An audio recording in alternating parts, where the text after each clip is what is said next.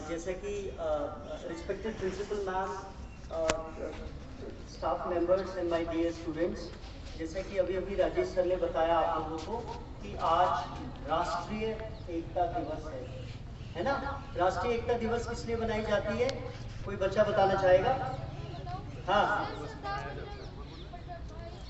पटेल जी का आज के दिन जन्म हुआ था 1875, 1875 में गुजरात, नांदिया एक जगह है, वहां पर गुजरात में उनका जन्म हुआ था 1875 में। सरदार वल्लभ भाई पटेल, आपको पता है कि आज हम उनका जो जन्म दिवस है वो राष्ट्रीय एकता दिवस के तौर पर क्यों बनाते हैं? यस,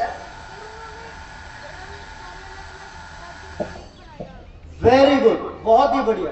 और काफी और भी बच्चों को पता होगा कि आज सरदार वल्लभ भाई पटेल जी की वजह से ही आज जिस भारत देश में हम रह रहे हैं, जिसको आप ऐसे देखते हैं, ये उन्हीं की बदौलत है। अदरवाइज जैसे अभी हम पाकिस्तान जाते हैं या चाइना जाना है या किसी और दूसरे देश में जाना है, तो जो हमें वीजा या जो फॉर्मेलिटीज या जो हमें एक अपनत्व नहीं लगता है, हमें पंजाब से हरियाणा जाने के लिए भी वीजा की जरूरत पड़ती अगर हमारे बीच सरदार वल्लभ भाई पटेल जैसे हमारे देश के प्रथम उप प्रधानमंत्री ना होते। वो हमारे देश के पहले होम मिनिस्टर और देश के पहले जब पहली सरकार बनी थी, और वो देश के पहले डेप्यूटी प्राइम मिनिस्टर भी रहे, और उनको लौह पुरुष भी बोला जाता है। क्या बोला जाता है? लौह पुरुष, लौह पुरुष, लौह पुरुष, आयरन मैन। और उनको बिस्मार्क ऑफ इंडिया भी बोला जाता है। जब आप 10वीं में आएंगे प्यारे बच्चों, 10वीं वाले बच्चों को पता है बिस्मार्क के बारे में, उन्होंने जर्मनी को जोड़ने में जो अपना सहयोग दिया था 1871 में, वही कहीं ना कहीं सरदार वल्लभ भाई पटेल जी ने भारत की अखंडता, उसको जोड़ने के लिए एक महत्वपूर्ण भूमिका निभाई थी। तो इसलिए आज के दिवस को हम राष्ट्रीय एकता दिवस के तौर पर बनाते हैं।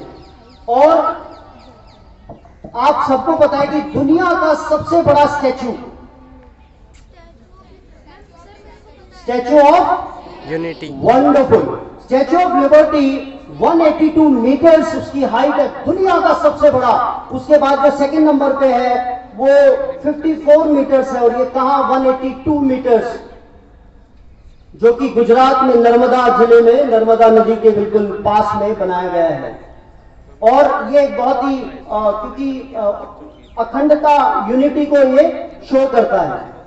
और प्यारे बच्चों, आप सब जानते हैं जो सिविल सर्विसेज है, इंडियन व्हाइट कॉलर जॉब, जो प्रशासनिक सेवाएं हैं, उनके भी पैट्रॉन यानी कि उनके संरक्षक भी जो है सरदार वल्लभ भाई पटेल जी को बोला जाता है।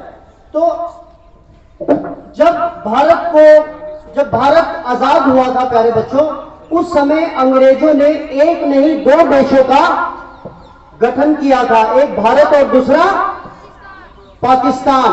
और ये जो 565 रियासतें थी, प्रिंसली स्टेट्स थे, जो उनको ये स्वतंत्रता दी गई थी कि अगर आप भारत में ज्वाइन करना चाहते हैं तो आप भारत में ज्वाइन करें, अगर आप पाकिस्तान में ज्वाइन करना चाहते हैं तो आप पाकिस्तान में ज्वाइन करें, और अगर आप इंडिपेंडेंट रहना चाहते हैं तो आप इंडिपेंडेंट भी रह सकते हैं एक देश के तौर पर। तो कितना मुश्किल समय रहा होगा, आप अपने आप को उस समय लेकर देखें। अगर आप किसी रियासत के महाराजा हो तो क्या आप किसी स्टेट में जाना चाहेंगे, किसी और कंट्री के साथ जुड़ना चाहेंगे या स्वतंत्र रहना चाहेंगे?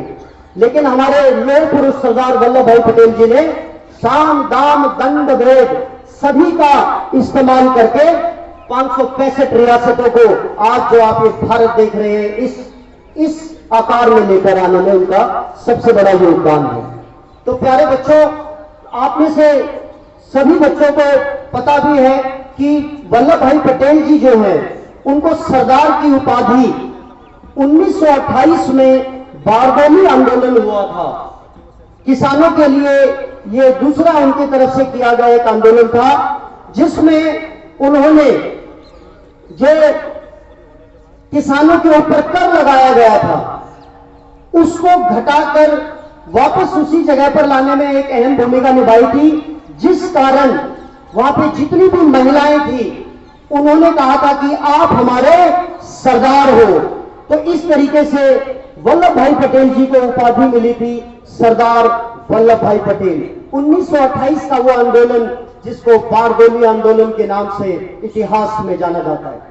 तो मैं आप सभी प्यारे बच्चों से अंत में एक ही चीज कहना चाहता हूं कि भारत माता का भी हम एक जयकारा मारेंगे, और वो जयकारा ऐसा होना चाहिए कि आकाश का सीना चीरते हुए स्वर्ग में बैठे हमारे सरदार वल्लभ भाई पटेल जी के चरणों को छुए और स्वर्ग में ही उनको प्रणाम करके वापस लौटे।